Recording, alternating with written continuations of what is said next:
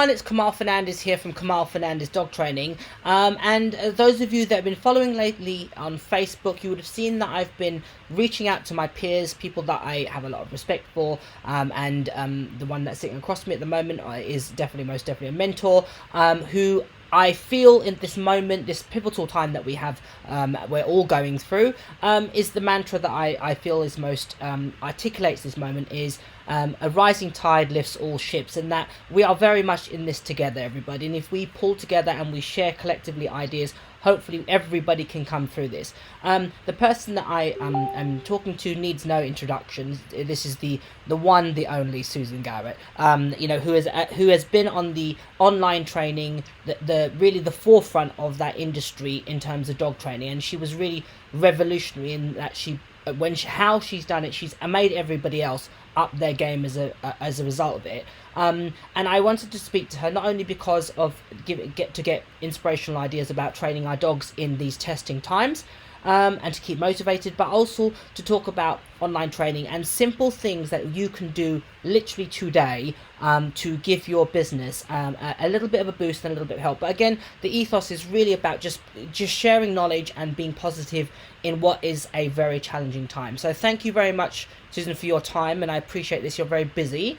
How is life in Canada as we speak then for you guys? Guardedly optimistic, Kamal, and thank you for inviting me on. I'm happy to share, and if I could be up to anybody, that'd be awesome. We statistically, where the coronavirus is concerned, we aren't high up in the rankings, which is a good place to be. However, we also aren't really testing people, so that's not a great place to be. I mean, we're testing people if you're sick and you've been out of the country. Right. So if you're sick with all the symptoms, but you haven't been out of the country, we're not testing you in Ontario anyway. So, but we're all being, I mean, Kim and I have been socially isolating for half-heartedly for 2 weeks, very seriously for the last week. Like, we're genuinely trying not to go out and minimize grocery shopping to one trip a week. Wow. And you have stocks and stocks of vegan goodies in your pantry. I know that you're always sharing. All kinds. So I have a freeze dryer. Yeah. I'm not a prepper, but Kim and I are saying, man, we have done a lot of fresh organic soups. When we get food from the garden, we make these soups and we freeze dry them. So we have some of those. Yep. I did, number one, look out for my dogs. Yep. So I bought an extra freezer to buy an extra couple months of raw food, in case. So they're taken care of, and now I'm looking out for us. In terms of stockpiling, is that quite standard practice for you? Because obviously you guys get a lot of snow. So is this like not unfamiliar territory to be like this or is this a bit of a culture shock? No, we're pretty civilized where we live, and where the majority of the population of Canada lives. You will not be cut off from civilization. Where my mom was raised in Newfoundland, in the wintertime, they would definitely have some challenges. And where my father was raised, they actually had to move around with dog sleds. Wow. That's how they got around. He was from the far north, and he was actually born on a Indian reservation. He was the first white baby born on an Indian reservation. My grandfather was a missionary there. Wow. So it was only dog sled. And when my mom was born and raised in Newfoundland, it was a little bit more in and out, but we're pretty now, you know what, in this day and age, most of the population of Canada lives pretty close to accessible highways. Well, it amazes me how you guys cope with snow. We have a spattering and the country comes to a standstill. You guys have feet of snow and you just carry on as if it's nothing. No, it's great. I just love it. Yeah, I love it. You're in a great part of your logistics, or the physicality of where your property is great, because you've got the golf course, so you're able to exercise your dogs and get them out. So coming back to talking about online training, there obviously now everybody is almost panic buying, going, oh my gosh, I need to go online. And when did you start your first? When was the first recalls? The brown recallers. 2009, I believe it was. It might have been 2010. So I looked into the online. I sold an ebook was the very first thing that I sold online with the intention of having a course. But it was, so 2010 was that recallers course. Yeah. Wow. God, I think I did do that. It was the brown one. I remember it very well, Susan. Yeah. So what was because there's an interesting, it's ironic that the moment that we're in, everybody's almost had their hand forced to go online. It was not a dissimilar situation to you, wasn't it? Because John was ill. Correct. So I had been traveling at one point, I think in 2007 or 2008. I was on the road 200 days a year. Wow. So I was either competing or teaching somewhere in the world. Mm-hmm. And John had a heart attack. And the first heart attack he had, I was teaching at clean run camps back in the day when we used to have those big clean run camps. Mm-hmm. And he didn't want to tell my family, didn't want my family to tell me. He didn't want me to come home. Mm-hmm. And then the second heart attack he had was I was at the World Championships in France. So I was just terrified to leave the house. And I'm like, I've got to be home more. And I just kept putting that out to the universe. How? And the other frustration I was having was I would go to Japan, I would go to Italy or to Australia, and I have these earnest students that really, really wanted to do well, but I couldn't circle around and get them back to them for 3 years. Yeah. And it was frustrating because, you get that 3 or 4 day immersion while I'm there, and then it's hard to maintain. Yeah. And so it was frustrating for all of us. And so those were my two hot points that I put it out there to the universe and say, how can I help more people on a more regular basis and be home more? And I didn't know anything about online learning. And it was like I was walking down a hallway and I heard this noise behind this door. I opened the door and it was a brand new world for me. Wow. And so I'm always one to not be afraid to fail. Yep. That's, I think, one of my greatest attributes as a dog trainer. Yep. And one of my greatest attributes as a business owner is taking risks. I'm not afraid to put absolutely, and I can absolutely equate to that. And I think that's one of the things that causes me to gravitate to you, because I'm of the same ethos.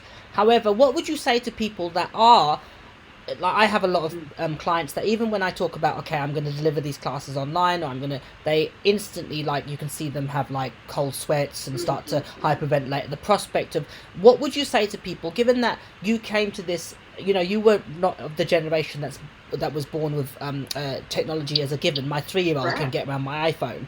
So and even like I certainly wasn't as a kid. It was a very different thing. So how did you deal with circumventing your way through this new world, as it were? What would you say to people that are intimidated by it? Well, it's so much easier now, and there's so many lessons I could share. Number one, don't try to be Susan Garrett. Oh, I love that one. Be uniquely you. Yeah.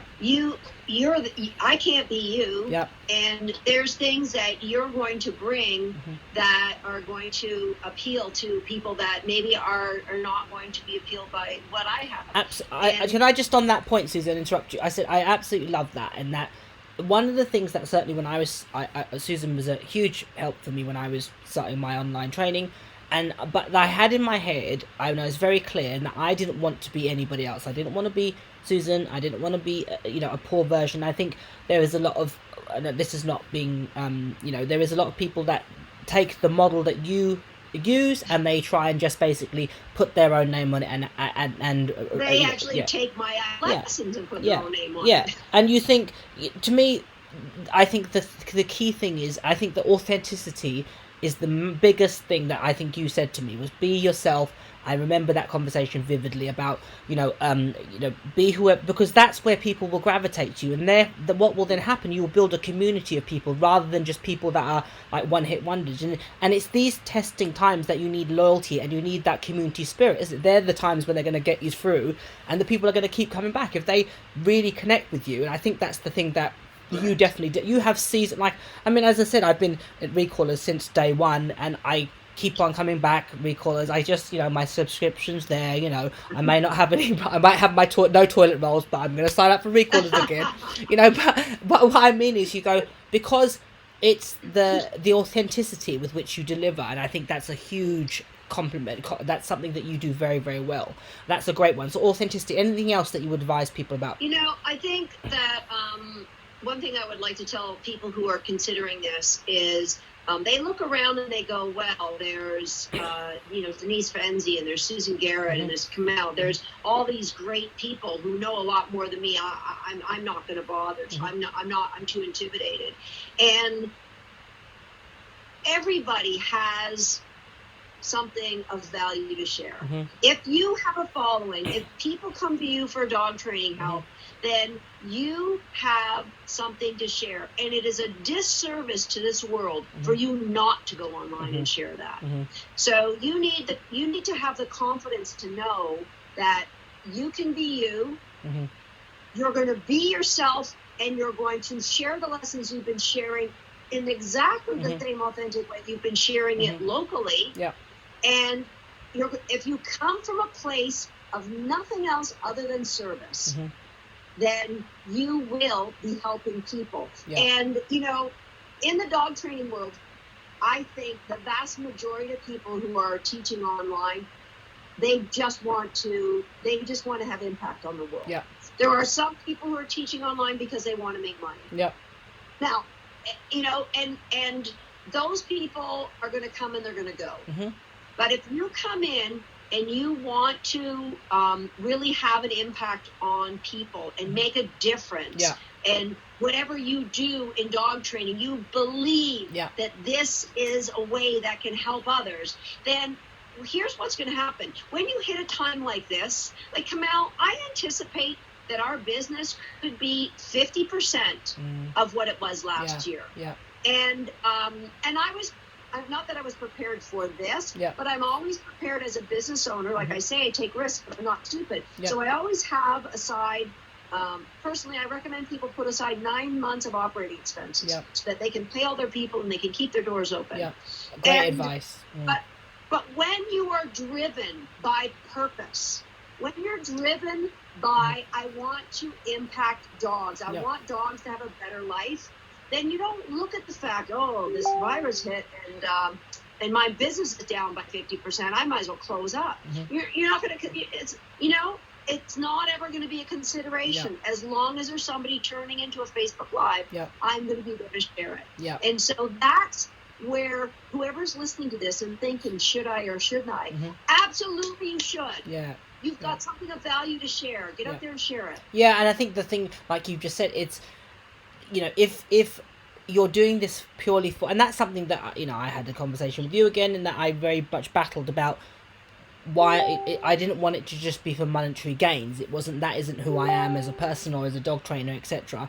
And I had to find what was my most, and Linda Wharton Hill, absolutely brilliant. She really, really helped me find that reason of why you're doing it, and really homing on that. And it was a really long process for me to really go like, okay, how do I want to do it? How do I want to deliver the content? Who do I want to be within this, competitive industry, etc. Because, I think that we've seen more and more people gravitate to online training, and certainly it's going to be even more so now. So how is your business evolved with, not this necessarily, but how has it evolved from how you started, and what would be things that you think, if you could have your time again, what would you advise your previous self, as it were?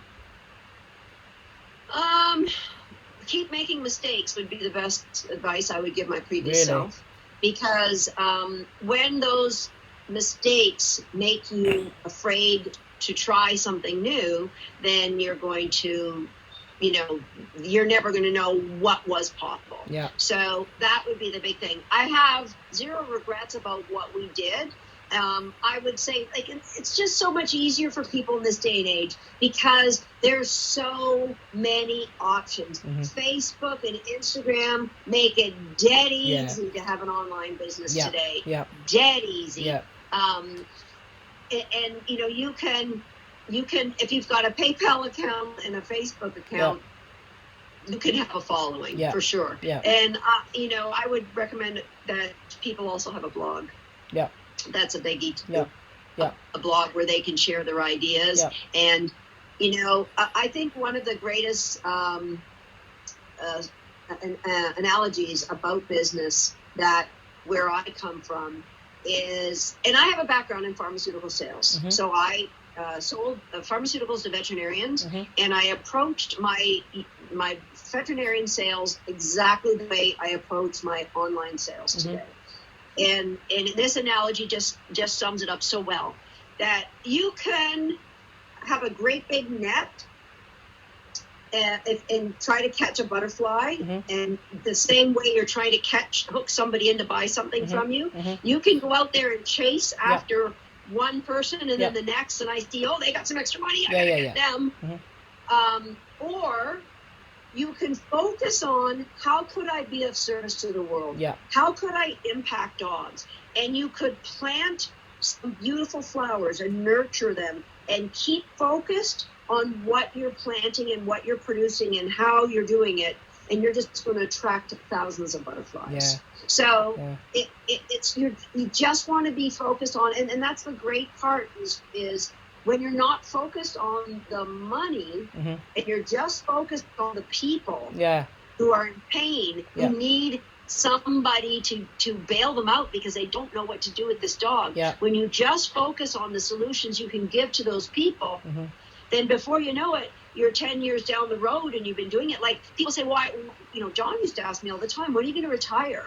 Like, when I started in online, it's not like we needed money because we both had great careers, and he was retired, but I'm just driven to help people. And so retiring isn't a question for me. And I'm happy that I can give away a lot of money at this stage of the game. And that's where you have double impact. So you have the impact of helping people, and then the impact of taking that money and putting it somewhere else and making a huge win in a different area of life. Which brings beautifully into your current project that you are, has it been released, or it's imminently being released, isn't it? Yes.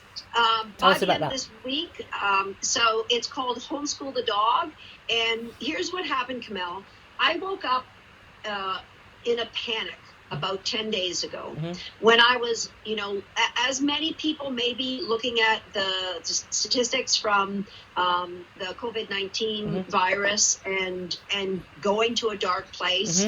I went to a dark place because I thought, if all the dog schools close and people who just got a new puppy or just got a rescue dog, and what if those puppies and rescue dogs get no valid direction?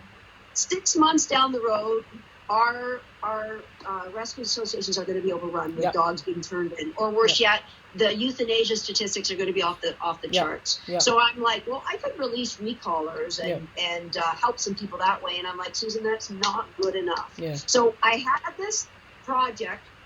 We started last fall. My team and I were planning out. There were some things that I wanted to put before recallers, and we said, well, look, recallers is $500.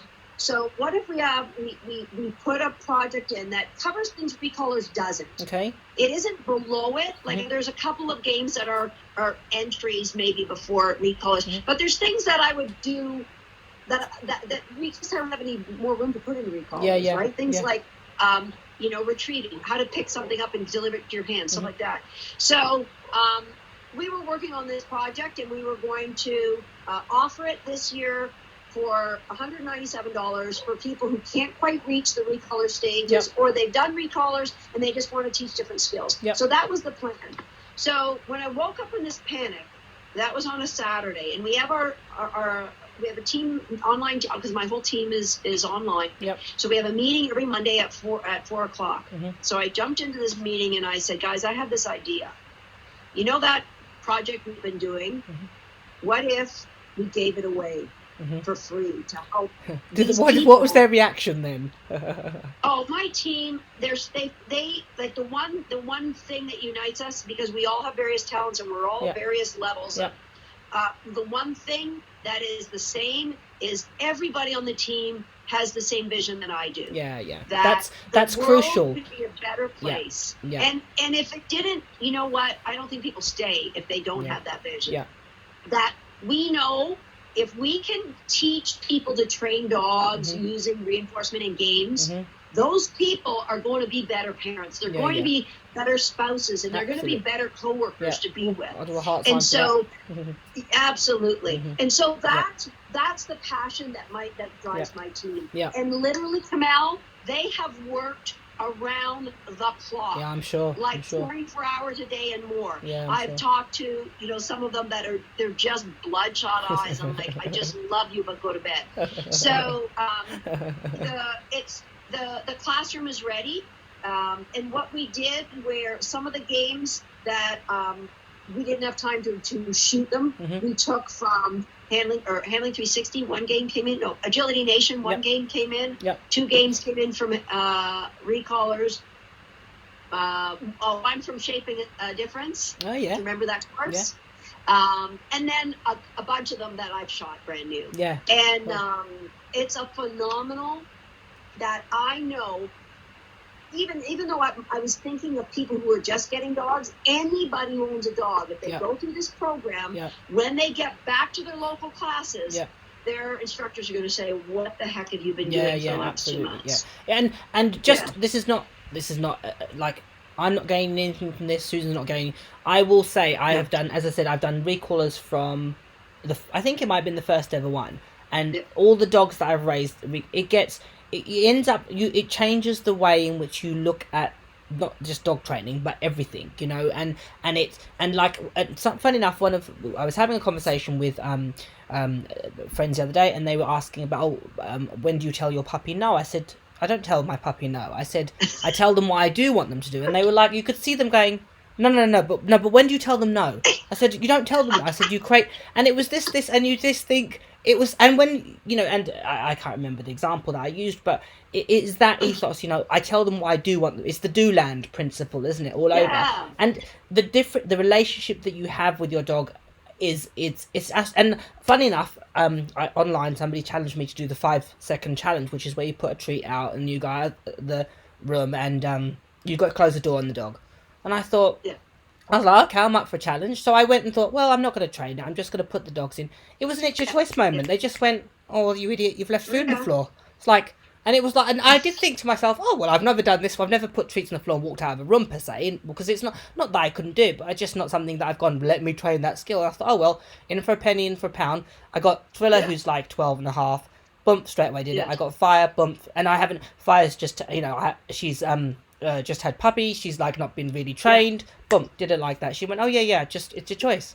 And you could see that's when awesome. She literally went, oh, it's an it's your choice moment, and you could see her little brain going, oh. And it's things like that that really does empower the dog, which I think you've been at the forefront of, really, really inspiring people to, take that path into dog training, and I commend you wholly for it. So that's amazing, a free giveaway. So how can people find out about that, Susan?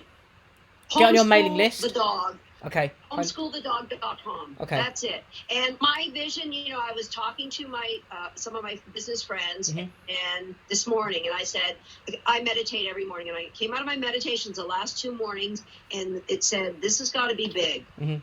So I went to my friends, and I'm like, because how do we get Oprah to see this? How do we get Ellen to see this? Because literally, I want the world to know, like, there's no strings attached, right? Like, it's 100% free. It will be for sale later this year, but it is a phenomenal program. So, and that's something people who have a dog training school and they've had to close it down and they're thinking, I got to get online. This is something that I've already suggested to one person.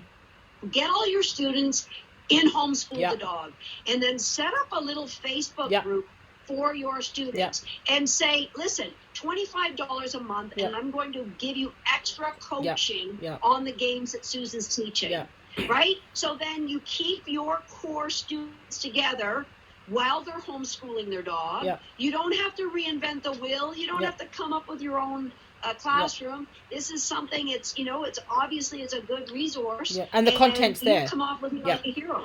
And the content's already there, and which you don't have to do any work. Absolutely. So coming back to the thing that we are both most passionate about, which is training dogs, in this time when obviously the EOs have been cancelled, the world champs are a little bit up in the air, nobody knows what's happening, how does Susan Garrett stay motivated when the things that you work so like with, you know, Mentum's looking amazing at the moment, the video that you posted, what a difference in a dog. My God. You know, because she's not been a walk in the park, bless her little heart. No. But what a difference. when you see them like this now, it's worthwhile, right? Yeah. Like, that video you posted, I was like, my God, what the hell's happened to that dog? But do you think that's just age and maturity and perseverance? It's I think a big part of it is belief in the dog. Yeah. That a lot of people will give up. Yep. Because they'll say this one's not good enough. Yeah. This dog isn't a world champion. This dog isn't. You have to really, really believe in the dog when nobody else. Or you have to see that little flicker within them. That little. Sometimes it's like a tiny little, and you just have to hold on to that sometimes, don't you? You know, and keep persevering. And also, Kamel, again, it goes back to: are you teaching dog training to make money or to have an impact? Yeah. And then for me, when I look at the dog, do you have this agility dog to win world championship? Absolutely. Or do you have this agility dog to help her be the absolute best she can be? And because you love training the dog. It's never a disappointment to me, no matter what I get.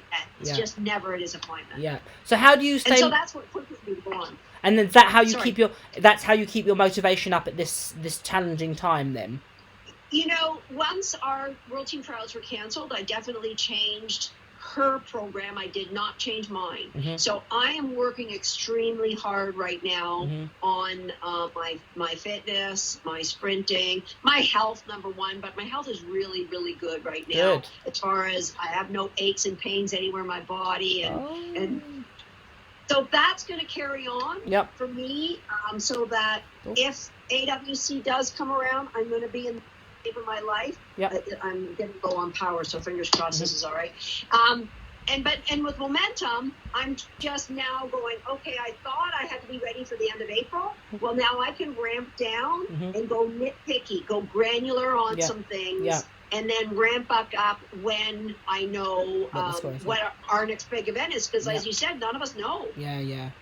It's a really surreal time. So just quickly before you go, what's one simple go-to behaviour that people can work on in the home when they have minimals or they're isolated? One simple little skill. So many. I pick one. Yeah.